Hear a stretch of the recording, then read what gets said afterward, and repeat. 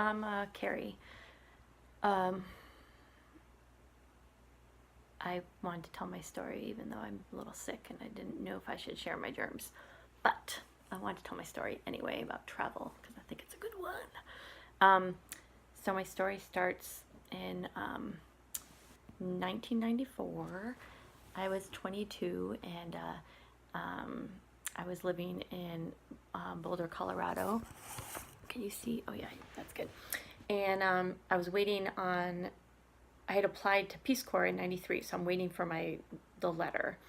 And I'd gone through like a bunch of stuff I was anemic and blah, blah, blah. I had to get all these mental health clearances, blah, yada, yada. So I'm waiting. And then one day I get the letter in this 8 by 11 manila envelope, but it's super, super thin. And I open it and it says, congratulations, you got into Peace Corps and you're going to, and I'm looking at the thing and I'm like, literally, I was like, where the fuck is that? I never, ever, ever heard of it. Um, I didn't know where it was.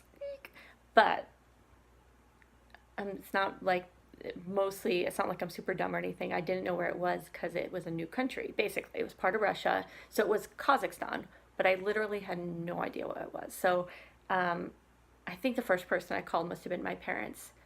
And I got my dad on the phone, and he calls me Carrot.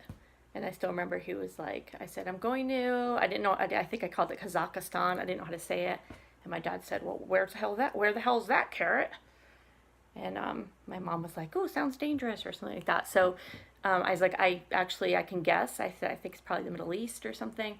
So I actually trucked off with my boyfriend to Kmart and looked at a 1994 World Atlas. And I was close. Hey, I'm doing a video. I was really close. It's a little west of Mongolia, west of China, a little north of Afghanistan. And then there were all these other countries, like I think I'd heard of them, but back in 94, we thought of Russia as mostly Russia. So there was Kyrgyzstan, I learned how to say it, Kazakhstan, Tajikistan, Azerbaijan. So that was the first funny part.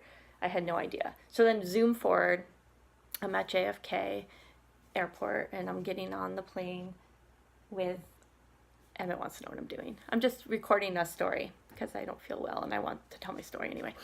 So I'm on the plane with I guess there's 32 of us going over. So the story is about not knowing a language and things that can happen. So I did not know Russian at all.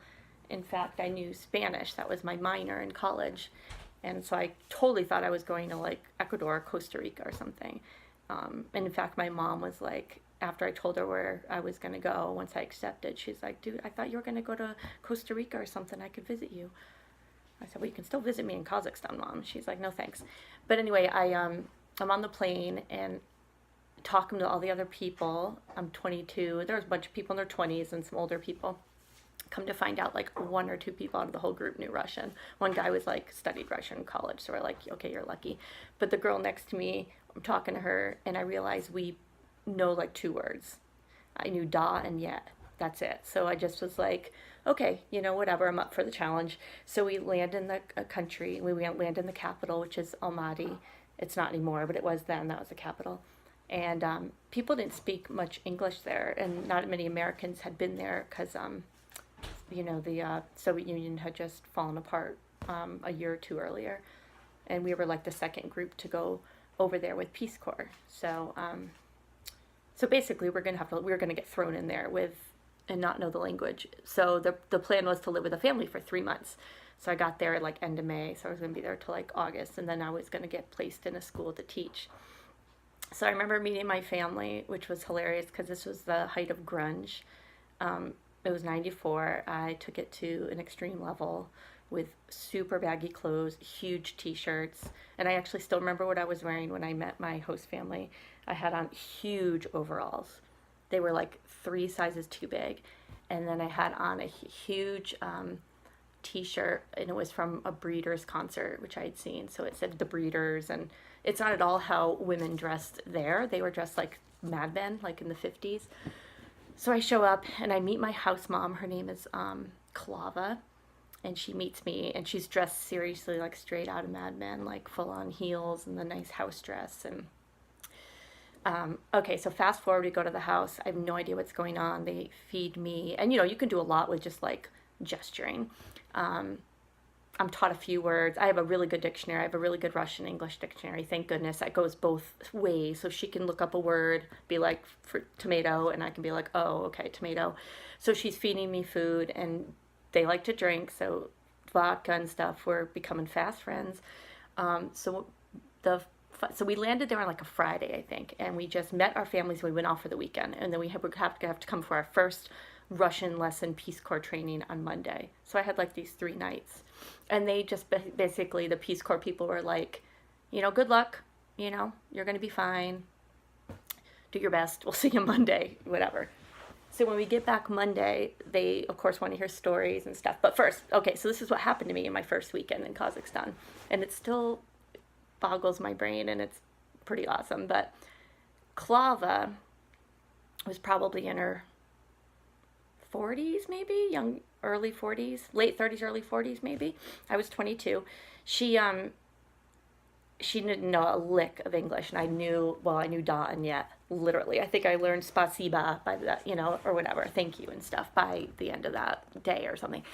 I just realized I have my Learning Doc t-shirt on. So she comes in with a robe, and she like points to, I must have had a robe, she points to my robe, and I'm like, okay.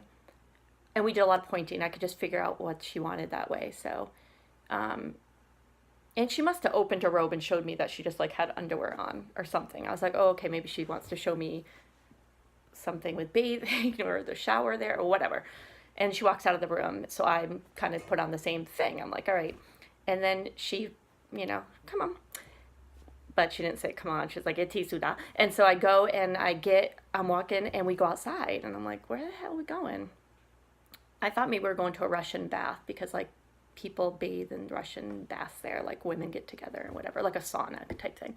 But no, it's dark. It's maybe like 5 or 6 p.m. or something. No, it's later. Maybe it's like 6 or 7. It's night. It's getting to be nighttime in summer. And she goes out, and we're in the square. So like I'm in a communist type like cement building. There's a bunch of buildings, and there's like a square. And there's some other people out there, some babushkas out there doing stuff, and people out there like would be cleaning things and doing stuff. And she just goes off to this little space by the building, and she kind of does like a chant in Russian, and says a few things, and drops her robe, so she's in her underwear. Oh, I forgot. And she has 2 buckets of water, and she takes this bucket of water after she's done this chant and dumps it over her head. Kind of like the ice bucket challenge, right? And I was like, okay. And she looks at me, and I'm like, all right, whatever. So I do the same thing. I don't remember if people were looking. It was cold water, icy water. Put back our back robe, we go back inside. And then she has me comb over, and she sits me down, and she gets my dictionary, and she starts looking up stuff in Russian and pointing the words, and she points to health, which I think is starovaya. I don't even remember Russian too well, but starovaya. And then she points to the Russian word for snake, which I'm like, what the fuck?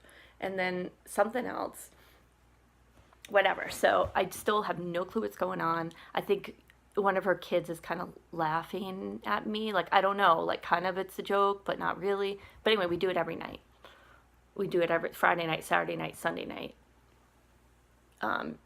And Monday, we show up back at the Peace Corps office for our like training. And then they were like, so how'd your weekend go? What happened? Everybody tells stories. People are telling their stories like, oh, I ate, caviar, or we did a lot of vodka shots, or, all these kind of stereotypical, but things that really happened. And then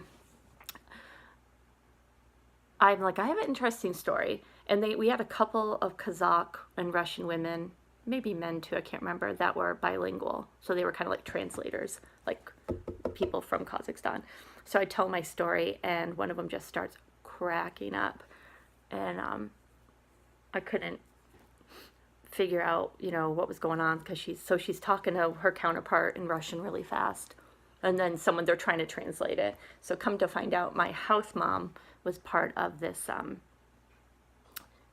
well, I hate to call it a cult maybe, but just like a religious movement in Russia. I had to look it up actually. It was called the Dvorkin Atanyenko therapy, which includes going out at night, every night, your whole life, no matter what the weather, snow, all the time, and pouring water over yourself after prayers. Found out what the snakes was about. That's like you're supposed to imagine all your bad things that happen during the day, and and then you pour the water. That's supposed to send all the bad like energy to the ground, and then the snakes are supposed to carry it away. So it's kind of biblical, kind of a little bit. And then come to find out, another big part of the this health movement was urine therapy, which I found out later in the summer when she tried to get me to drink my own urine, which I did try, and it was gross. But the I guess the story was the whole end of the story really is just that I ended up loving this tradition, not the urine part, the water part. And I actually did it all summer with her. Once in a while, her daughter would join us. She was like 18 or 19.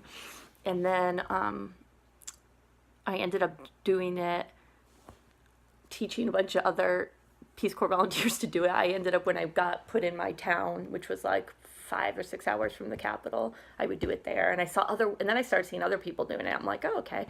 So I went and kind of did everywhere. And then I did it, I wouldn't say every night, but I did it a lot over the 2 years. And then when I came back to America in 96, I kept doing it. It's really actually fun. I don't know, it feels really good. And then when I moved to Santa Cruz, I was doing it there for a while.